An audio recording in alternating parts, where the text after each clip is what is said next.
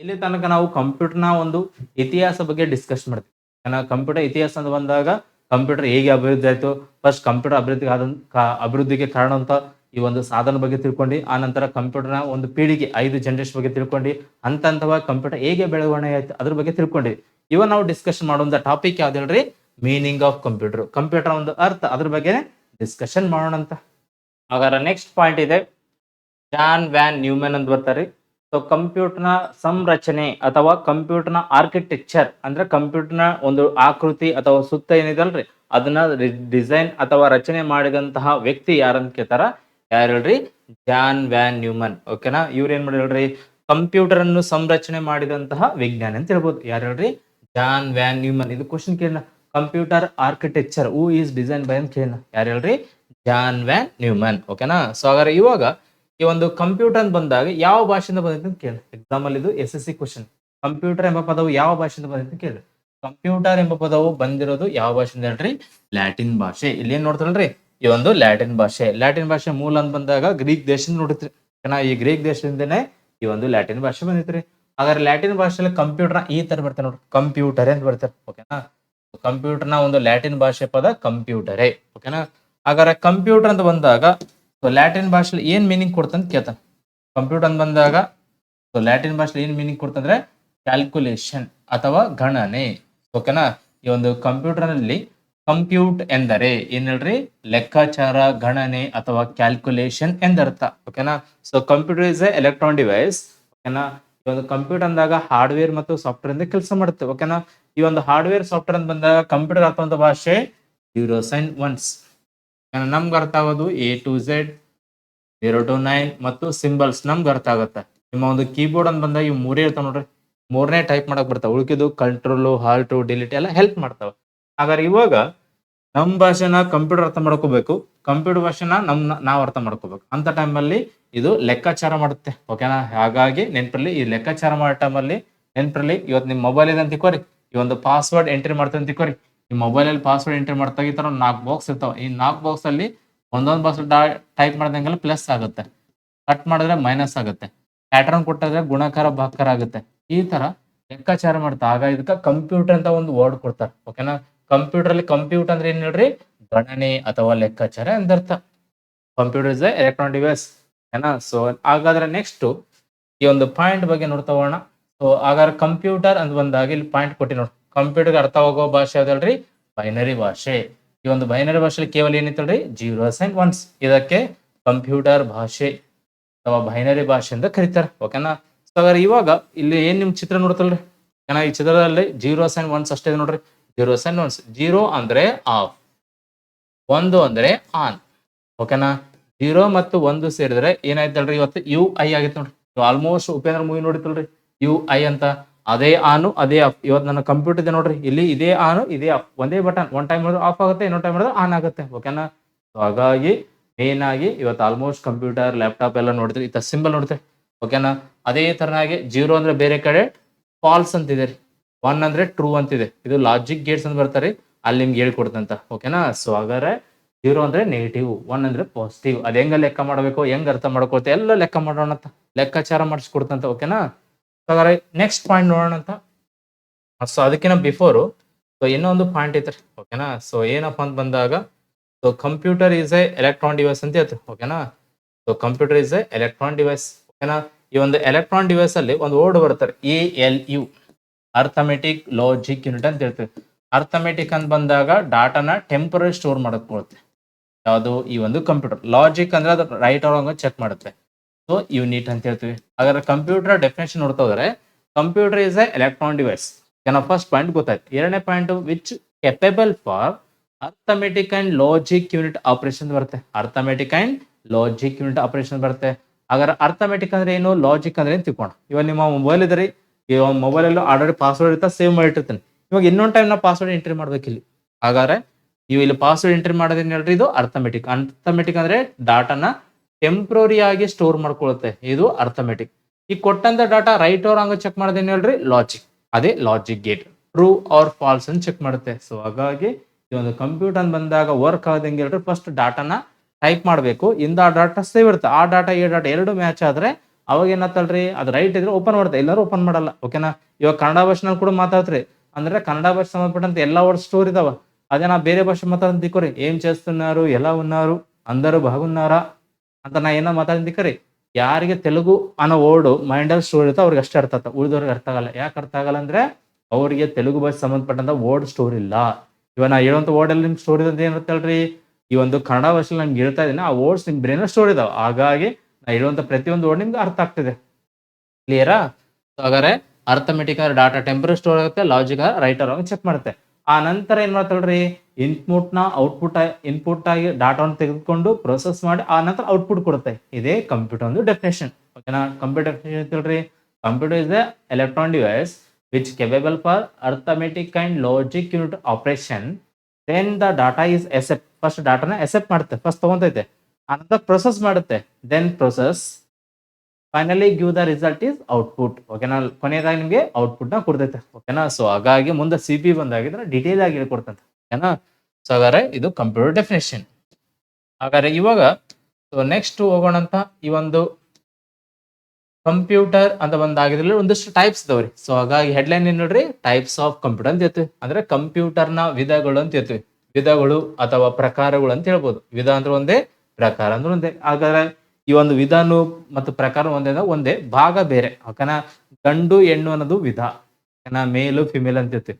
ಕೈ ಕಾಲು ಮೂಗು ಅನ್ನೋದು ಪಾರ್ಟ್ಸ್. ಓಕೆನಾ. ಆ ವಸ್ತುವಲ್ಲ ಒಂದು ಅಂಗಗಳು ಇದ್ರದಕ್ಕ ಪಾರ್ಟ್ ಅಂತೀವಿ. ಆ ವಸ್ತು ಬೇರೆ ಈ ವಸ್ತು ಬೇರೆ ಅನ್ನೋದಕ್ಕ ವಿಧ ಅಂತೀವಿ. ಓಕೆನಾ. ಸೊ ಹಾಗಾಗಿ ಸೊ ವಿಧಗಳಿಗೂ ಮತ್ತು ಟೈಪ್ಸ್ಗೂ ವಿಧಗಳಿಗೂ ಮತ್ತು ಪಾರ್ಟ್ಸ್ಗೂ ಬಹಳ ವ್ಯತ್ಯಾಸ ಇದೆ. ಓಕೆನಾ. ಸೊ ಹಾಗಾದ್ರೆ ನೆಕ್ಸ್ಟ್ ನಾವು ಡಿಸ್ಕಸ್ ಮಾಡೋಣ ಅಂತ ಈ ಒಂದು ಕಂಪ್ಯೂಟರ್ ಎಷ್ಟು ಟೈಪ್ಸ್ ಅಂದ್ರೆ 3 ಟೈಪ್ಸ್ ಇದಾವೆ. ಯಾವ್ಯಾವ ಅಂತ ಬಂದಾಗ analog computer, digital computer, hybrid computer ಅಂತಿದೆ. ಓಕೆನಾ. ಅನಲಾಗ್ ಕಂಪ್ಯೂಟರ್ ಅಂತ ಇಲ್ಲಿ ಚಿತ್ರ ನೋಡ್ರಿ, ಚಿತ್ರ ತೋರಿಸಲ್ಲ ಈ ಕಂಪ್ಯೂಟರ್. ಅದೇ ಡಿಜಿಟಲ್ ಅಂದಾಗ ನಾವು ನೀವು ಬಳಸುವಂತ ಕಂಪ್ಯೂಟರ್ ಇದ್ರೆ ಡಿಜಿಟಲ್. ಬಟ್ ಇದು ಹೈಬ್ರಿಡ್ ನೋಡ್ರಿ, ಇಲ್ಲಿ ಅಲೆಗಳು ತರ ಇದಾವೆ, ಇಲ್ಲಿ ನಂಬರ್ ಇದಾವೆ. ಅದೇ ತರ ಇಲ್ಲಿ ಚಿತ್ರ ನೋಡಬಹುದು, ಇದು ಅನಲಾಗ್ ಕಂಪ್ಯೂಟರ್, ಇದು ಡಿಜಿಟಲ್, ನಾವು ಬಳಸೋದು ಡಿಜಿಟಲ್. ಅದೇ ತರ ಪೆಟ್ರೋಲ್ ಬಂಕ್ ಅನ್ನೋದು ಬಂದಾಗ ಇದು ಹೈಬ್ರಿಡ್. ಹಾಗಾದ್ರೆ ಹೆಂಗ್ ವರ್ಕ್ ಆಗುತ್ತೆ ಏನಂತ ಒಂದೊಂದ್ ಸ್ವಲ್ಪ ಡಿಸ್ಕಸ್ ಮಾಡೋಂತ.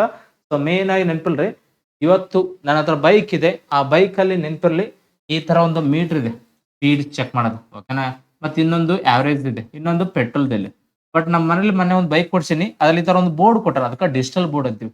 ಹಾಗಾದ್ರೆ ಇಲ್ಲಿ ನಾ ಎಷ್ಟು ಸ್ಪೀಡ್ ಹೋಗ್ತಂತ ಇಲ್ಲಿ ಚಿತ್ರ ತೋರಿಸ್ತಾ ಇದೆ, ಬಟ್ ಈ ಚಿತ್ರ ತೋರಿಸ್ತಾ ಇಲ್ಲ, ಇಲ್ಲಿ ಮಾಹಿತಿ ಅನ್ನೋದು ಚಲಿಸ್ತಾ ಇದೆ. ಓಕೆನಾ. ಇದಕ್ಕ ಅನಲಾಗ್ ಅಂತ ಹೇಳ್ತೀವಿ.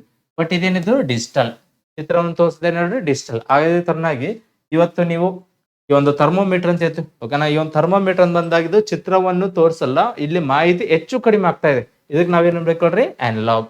ಚಿತ್ರವನ್ನು ತೋರಿಸೋದು ಡಿಜಿಟಲ್. ಬಟ್ ಹೈಬ್ರಿಡ್ ಅಂತ ಬಂದಾಗ ಅನಲಾಗ್ ಡಿಜಿಟಲ್ ಎರಡೂ ಸೇರಿದ್ರೆ ಏನ್ ನೋಡೋದು ಹೈಬ್ರಿಡ್. ಓಕೆನಾ. ಅದೇ ತರ ಆ ಒಂದು ಚಿತ್ರದಲ್ಲಿ ಇದೆ ನೋಡ್ರಿ. ಹಾಗಾದ್ರೆ ಒಂದೊಂದ ನೀಟಾಗಿ ಡಿಸ್ಕಷನ್ ಮಾಡ್ತಾ ಹೋಗೋಣ ಅಂತ. ಹಾಗಾದ್ರೆ ಫಸ್ಟ್ ಒನ್ ಏನಿದೆ ಹೇಳ್ರಿ, ಅನಲಾಗ್ ಕಂಪ್ಯೂಟರ್ ಅಂತ ಇದೆ. ಓಕೆನಾ.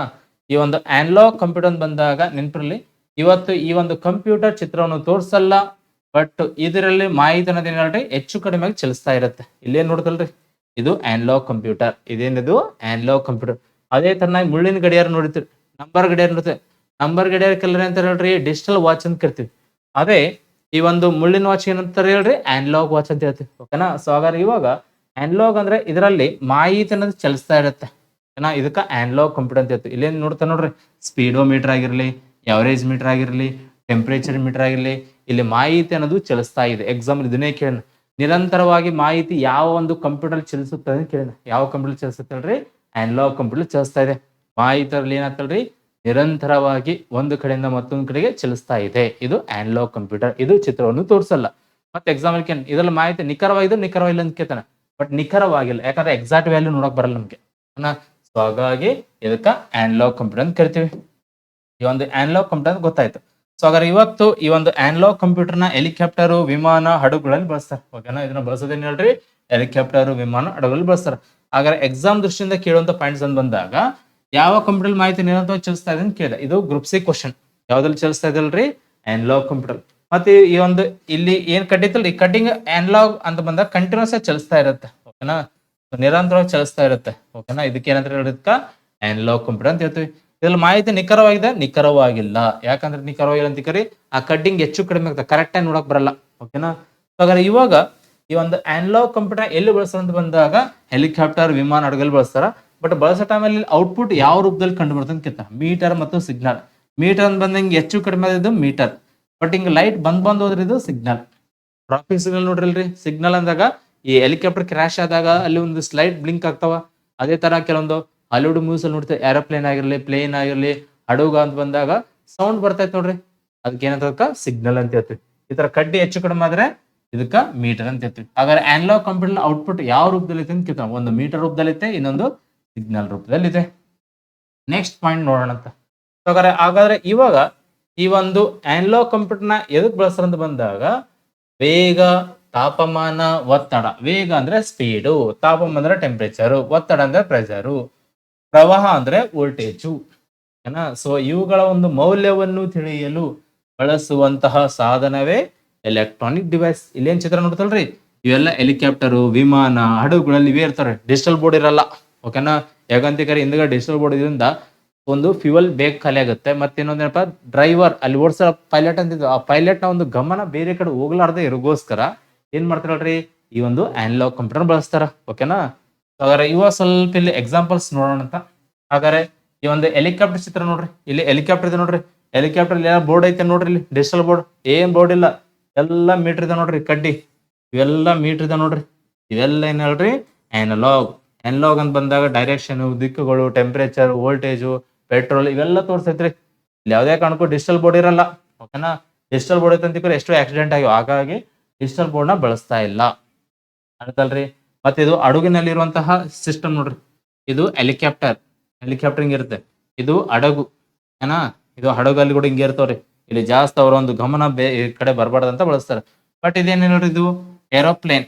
ಓಕೆನಾ? ಇದೆಲ್ಲ ಡಿಜಿಟಲ್ ಬೋರ್ಡ್ ಬಳಸಿದಾರ, ಬಟ್ ಜಾಸ್ತಿ ಮೇಲೆ ಗಮನ ಇರಲ್ಲ, ಮತ್ತೆ ಜಾಸ್ತಿ ಚಿತ್ರಗಳು ತೋರಿಸಲ್ಲ. ಬಟ್ ಇದೊಂದು ಫಿಕ್ಸ್ ಮಾಡಿರ, ಆದ್ರೂ ತೆಗಿಬೇಕಂತ ಇವಾಗ ರೀಸೆಂಟ್ ಆಗಿ ಇನ್ಸ್ಟಾಲ್ ಮಾಡ್ಯಾರ, ಆದ್ರೂ ಬುಕ್ದಲ್ಲಿ ಚೇಂಜ್ ಆಗಲ್ಲ.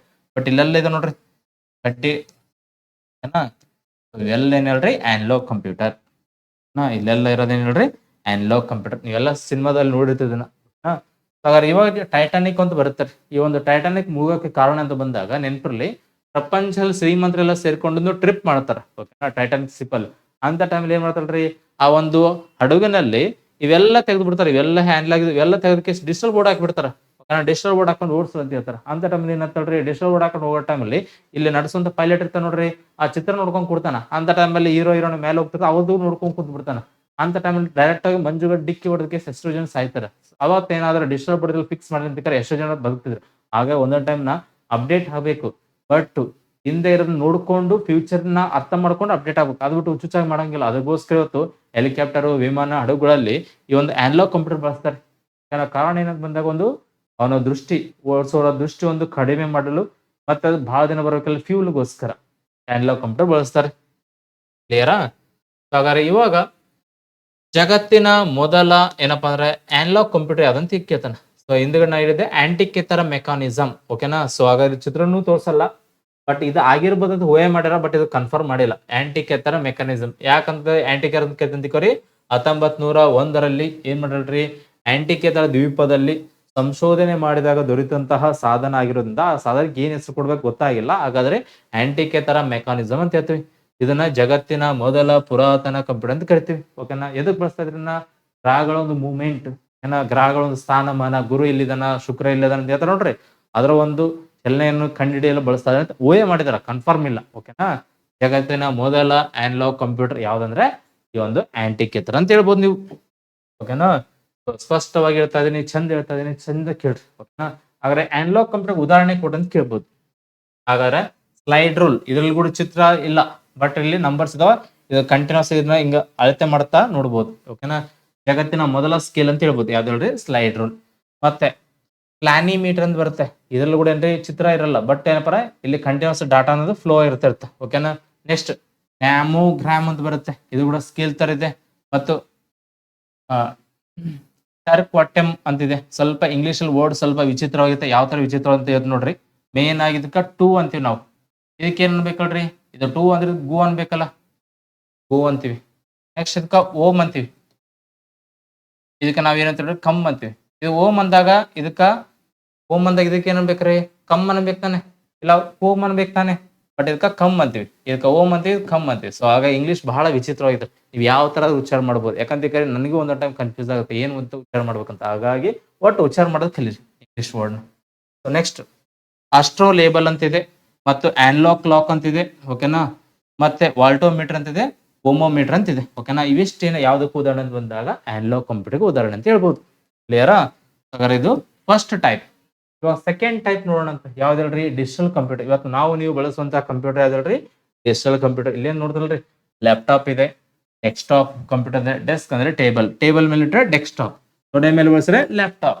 ಅದೇ ಕೈಯಲ್ಲಿ ಬಳಸಪ್ಪ ಅಂದ್ರೆ ಇದಕ್ಕೆ ಪಾಮ್ ಟಾಪ್ ಅಂತೀವಿ. ಎರಡೇನು ಹೇಳ್ರಿ? Palm top. ಒಟ್ಟು 3 ಟಾಪ್ ಇದಾವೆ. ಒಂದು ಡೆಸ್ಕ್ಟಾಪ್, ಡೆಸ್ಕ್ಟಾಪ್ ಅಂದ್ರೆ ಟೇಬಲ್, ಡೆಸ್ಕ್ಗೆ ಟೇಬಲ್ ಅಂತ, ಟಾಪ್ ಅಂದ್ರೆ ಮೇಲೆ, ಟೇಬಲ್ ಮೇಲೆ ಡೆಸ್ಕ್ಟಾಪ್, ತೊಡೆ ಮೇಲೆ ಬಳಸಿದ್ರೆ ಲ್ಯಾಪ್ಟಾಪ್. ಅದೇ ಅಂಗೈಯಲ್ಲಿ ಬಳಸಪ್ಪ ಅದಕ್ಕೆ ಪಾಮ್ ಟಾಪ್ ಅಂದ್ರೆ, ಪಾಮ್ ಟಾಪ್ ಅಂದಾಗ ಒಂದು ಮೊಬೈಲ್ ಟ್ಯಾಬ್ ಬರುತ್ತೆ. ನೆಕ್ಸ್ಟ್ ಸ್ಮಾರ್ಟ್ ಟಿವಿ ಅಂತ ಬರುತ್ತೆ. ಅದೇ ತರನಾಗಿ ಎಂಬೆಡೆಡ್ ಸಿಸ್ಟಮ್ ಅಂತ ಬರುತ್ತೆ, ಓಕೆನಾ. ಇವತ್ತು ನೆಟ್ವರ್ಕ್ ಸಿಸ್ಟಮ್ ಇದು, ಓಕೆನಾ. ನೆಕ್ಸ್ಟ್ ATM ಮಷಿನ್ ಬರುತ್ತೆ, ಜಾಯ್ ಸ್ಟಿಕ್ ಅಂತಾರೆ ಇದಕ್ಕ. ಅದೇ ತರ ಸ್ಮಾರ್ಟ್ ವಾಚ್ ಅಂತೀವಿ, ಡಿಜಿಟಲ್ ಕ್ಯಾಮ್ರಾ ಅಂತೀವಿ. ಇವೆಲ್ಲ ಏನಪ್ಪ ಡಿಜಿಟಲ್ ಕಂಪ್ಯೂಟರ್ಗೆ ಉದಾಹರಣೆ. ಹಾಗಾದ್ರೆ ಇವಾಗ ಈ ಒಂದು ಡಿಜಿಟಲ್ ಕಂಪ್ಯೂಟರ್ ಅಂತ ಬಂದಾಗ ಇದ್ರ ಬಗ್ಗೆ ಪಾಯಿಂಟ್ ಸ್ವಲ್ಪ ನೋಡ್ರಿ. ಈ ಒಂದು ಡಿಜಿಟಲ್ ಕಂಪ್ಯೂಟರ್ ಏನ್ ಮಾಡ್ತಲ್ರಿ? ಮಾಹಿತಿ ಮತ್ತು ಚಿತ್ರವನ್ನು ತೋರಿಸುವಂತಹ ಕಂಪ್ಯೂಟರ್ ಯಾವ್ದಂತ ಕೇಳ್ತಾರೆ. ಯಾವ್ದು ಹೇಳ್ರಿ? ಒಂದು ಮಾಹಿತಿ ಮತ್ತು ಚಿತ್ರವನ್ನು ತೋರಿಸುವಂತಹ ಕಂಪ್ಯೂಟರ್ ಯಾವ್ದು ಹೇಳ್ರಿ? ಈ ಒಂದು ಡಿಜಿಟಲ್ ಕಂಪ್ಯೂಟರ್. ಅನಲಾಗ್ ಕಂಪ್ಯೂಟರ್ ಅಂದ್ರೆ ಚಿತ್ರ ತೋರಿಸಲ್ಲ, ಬಟ್ ಡಿಜಿಟಲ್ ಕಂಪ್ಯೂಟರ್ ಅಂದ್ರೆ ಏನ್ ಮಾಡ್ತಾಳ್ರಿ? ಚಿತ್ರವನ್ನು ತೋರಿಸುವಂತಹ ಕಂಪ್ಯೂಟರ್ ಆಗಿದೆ.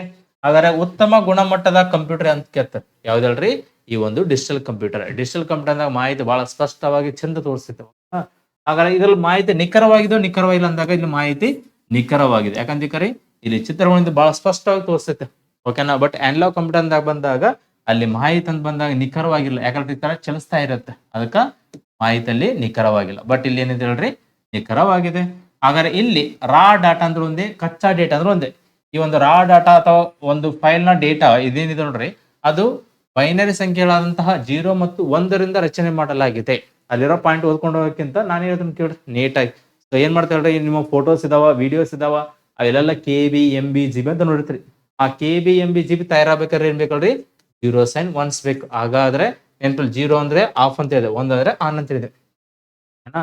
ಹಾಗಾದ್ರೆ ಇವಾಗ ಈ ಒಂದು 0s and 1s ಅಂತ ಬಂದಾಗ ನೆನಪಲ್ಲಿ ಕಂಪ್ಯೂಟರ್ ಅರ್ಥವಂತ ಭಾಷೆ ಬೈನರಿ ಭಾಷೆ, ಓಕೆನಾ. ಬೈನರಿ ಭಾಷೆ 0 ಮತ್ತು 1 ಇರುತ್ತೆ.